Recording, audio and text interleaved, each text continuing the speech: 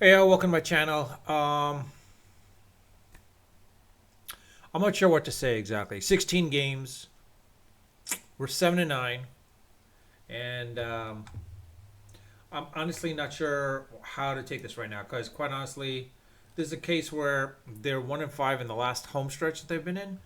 Um, this is a case where we said pitchers pitching. I mean, granted, the sweep from the A's completely threw me off. Quite honestly, I didn't think the A's were that great, but quite honestly, I mean, let's be honest. I mean, these are the A's. I mean, I know they've made some drastic improvements, but at the same time, not to the point where they should sweep the Mets like this. And this almost seems like the Mets are overhyped again, like they were last year. The problem was, of course, granted, yeah, Soto's out, but at the same time, uh, it's it's not a case where it's not a case where the Mets should be this bad, per se. It'll be interesting to see now how they play against the Dodgers in this series for the next couple of days. Quite honestly, you've got basically Peterson pitching, then McLean pitching tomorrow against Yamamoto. That would be an interesting matchup, quite honestly. Peterson against Rubelski. I mean, honestly, I want to say the Mets could win that game, but the way Peterson has been pitching, I don't trust him at this point. Quite honestly, Manea has shown some flashes of brilliance. I was surprised, quite honestly, but it might be a case because of the fact that he's as a reliever right now in the bullpen. Not a reliever, but basically being in the bullpen. Um, he might be suited for that right now. I mean, honestly, his ERA is pretty low. Like what he's been doing and what he's been able to achieve with the Mets right now is pretty impressive. I mean, let him build himself up, or rather, let him build himself up with that confidence to put him back onto the starting lineup. I mean, quite honestly, I don't want another Seth Lugo situation, but at the same time, we do need someone of that nature, of that case. I think a flip between Manea and Peterson might be needed because Peterson probably needs to rebuild himself up again. Um, and Holmes, I don't know how that works out. I mean, him going against Otani on Wednesday will be an interesting matchup in and of itself, quite honestly. But I mean, this, yeah, I hate to say this, but like, if the Mets can't get 2 out of 3 from the Dodgers, this might be a case where the Mets might need to wake up. Of course, now granted, this can be same or repetitive of what it was in 2024, where the Mets weren't doing so great at the beginning of the season. Then somehow they just woke up, and then boom, they started having fun, and then they just started playing well again. I think in this situation, we have to wait and see. I mean, right now I said like the first 25 games we'll get a better gauge of where the Mets might be before for the first half of the season. But right now it's looking more and more like, again, if the Mets can't take 2 out of 3, if they get swept by the Dodgers, I mean, maybe being on the road might help them, and maybe being in LA might help them even more. But reality is this again. I hate to say this, but like, if the Mets can't beat the Dodgers today, or tomorrow for that matter, if they can't win for McLean tomorrow, this might be a case where like the Mets season might, I don't want to say lost, but they will be playing hard for that final wild card spot. I think that's what's going to come down to. It's going to come down to the fact that like they'll have to play hard for that final wild card spot. Um, and quite honestly, this is I mean, again, it's a little early to say right now, but at the same time, I don't think it's that early, because I think this is a case where Mendoza has to like do something, and Lindor, I honestly don't know what's going on with Lindor. I mean, it can't be the pressure. Let's be honest, the pressure shouldn't be getting to him at this point. It's the guy thrives on pressure, so I'm not sure what's going on here. Quite honestly, um,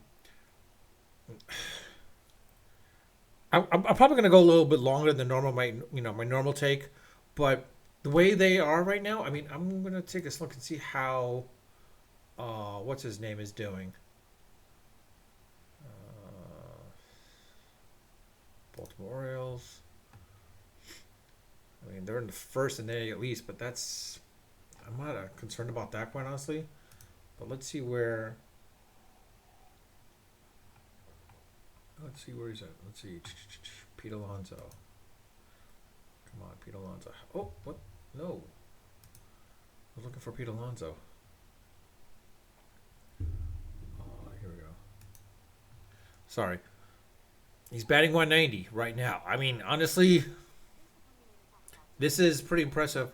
How, I don't want to say impressive, not impressive, but I think the Mets may have made the right choice of not re-signing Alonso, but it's again too early to tell. Do I wish he was with the Mets still? Yeah, probably with the Mets, he probably would have elevated up a little bit more. But it's at the same time, like I've been saying for the past 2 years, maybe the Mets should have traded Alonso and gotten some serious prospects in return for him, just like with McNeil. McNeil, it was like revenge, like with the A's, it was like the revenge of McNeil, basically. I don't know. It felt like it, quite honestly, because this, honestly, like I said, the fact that they were swept by the A's like that, I don't know. It made a very concerning aspect. And Alvarez, I don't know what it is. And then Bichette, we thought he was going to do good.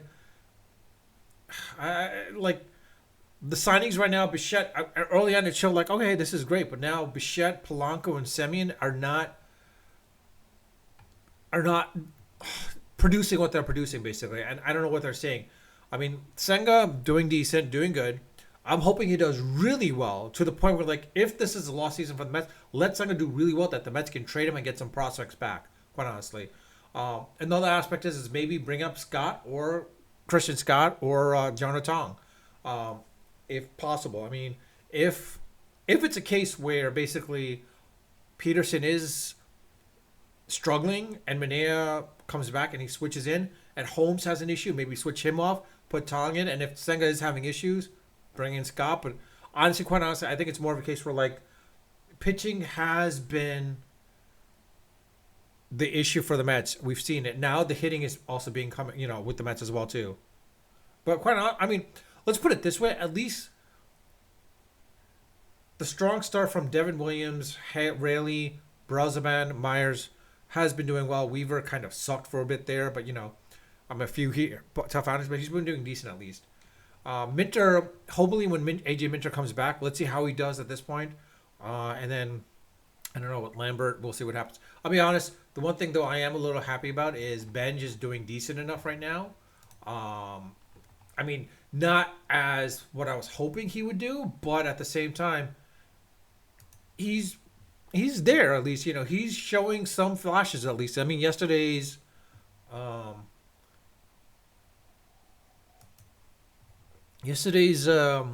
catch was pretty impressive. Quite honestly, I was like really surprised and caught off guard from that perspective. But with Bench, how he's playing, I mean, defensively speaking, at least he's pretty decent, right? In regards to,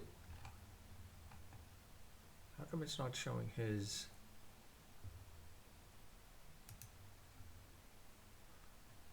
I mean, right now, yeah, he's batting 130, but at the same time,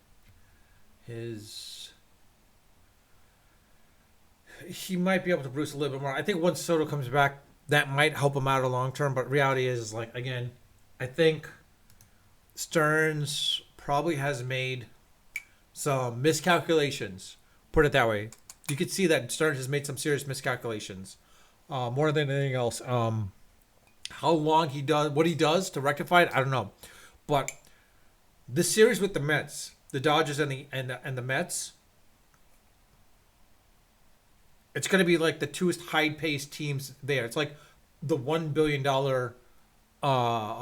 series, basically. That's pretty much what a $1+ billion series, basically, because both payrolls are like well over their cap. Honestly, at least the Dodgers, compared to where the Mets are right now, I mean, the Dodgers are at like. Well, actually, I got to get back and see what place they're in. Honestly, standings. Sorry, I got to look at the standings here because I had to look at the rosters a little bit. I mean, the Dodgers are 11-4. Quite honestly, it's like a bit of a It's not a bit of a surprise there. What's a bit of a surprise, I think, is the Pirates being 9-6, and then the Braves being 10-6 as well too. Um, yeah. Um,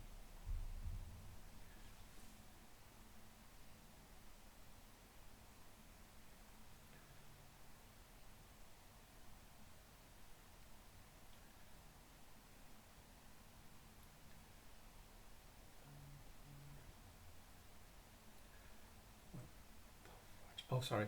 I don't know. It's a case where I'm a little surprised that the Mets are practically like the Marlins are, ahead of the Mets. Honestly, I mean, the fact that the Nationals are ahead of the Mets is a little bit surprising in and of itself. But let's see what happens. Like I said, it's a little bit early to stay right now, but at the same time, not too early at the same time as quite honestly.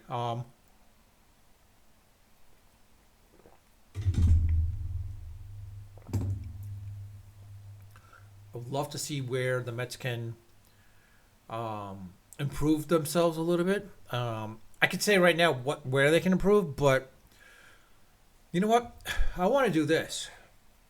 After 25 games, where the Mets are, I'm going to use AI, Gemini, ChatGPT, and Claude, and let it define what the Mets should do at that point and how they should do this.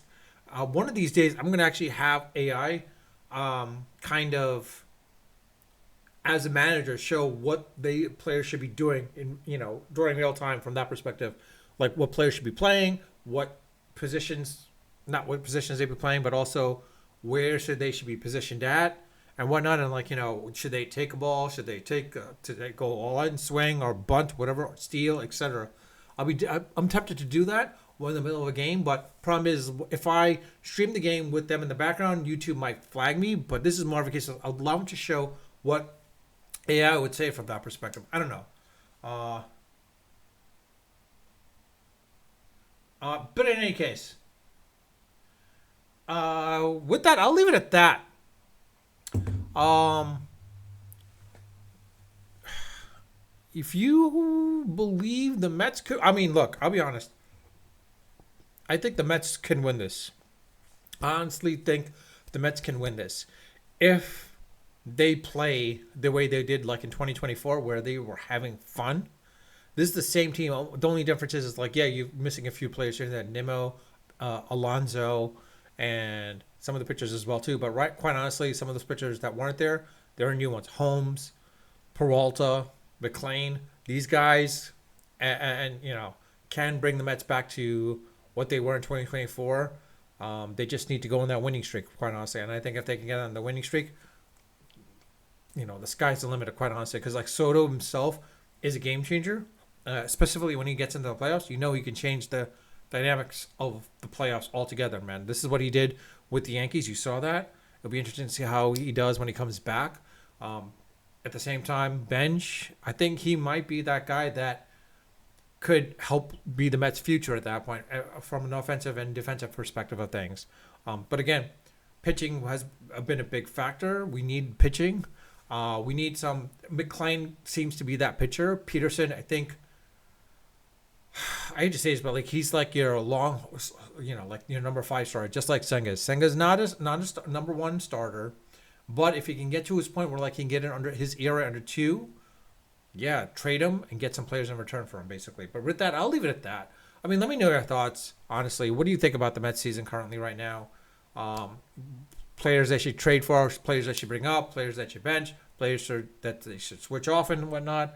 I know everyone's gonna say, "Well, we should never have let Alonso go. We should never have traded Nimmo away. We should never have let traded McNeil away, or and let Diaz go." But reality is like, it is what it is. I'm just gonna be really pissed off watching the Mets game tonight, seeing Diaz coming out of the bullpen and the Dodgers bullpen with that stupid trumpet song kept playing at that point. Because reality is yeah, as a Mets fan, I love to see that. I want to see that. Lights out. Everything was perfect. But now he's going to be doing it with the Dodgers, and it's going to suck. But I'll leave it at that. Unfiltered, unedited, of course, as always, unrehearsed. Until next time.